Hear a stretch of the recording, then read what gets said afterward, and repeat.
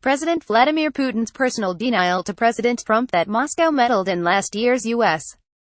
elections is exactly the type of Russian deception that could jeopardize future diplomacy, including arms control negotiations. Former Bush and Obama administration experts with long experience dealing with the Kremlin say, "We expect our leaders to confront liars and to condemn them, not negotiate with them," Charan, an Obamaera State Department arms control and nonproliferation advisor, said of the weekend trumpet in discussion on the sideline of an Asian economic summit.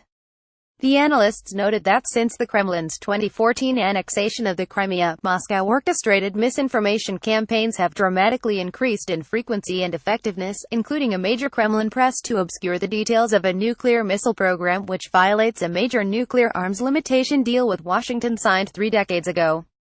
But the Russian intelligence operations, despite their success, only raise the chances of damaging blowback. A lot of Russian behavior is counterproductive and clearly has contributed to a massive breakdown in trust in the relationship, not just between the U.S.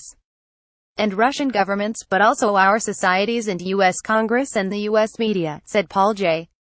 Saunders, executive director of the Center for the National Interest and a senior State Department official under President George W.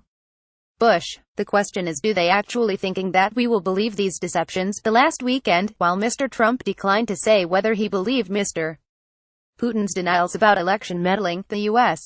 president did emphasize Russia's leader made clear he's not interested in dwelling on the issue. Mr. Trump said the controversy served as an artificial barrier erected by Democrats that blocks better relations with Russia going forward, including cooperation on such issues as North Korea and the fight against Islamic State in Syria.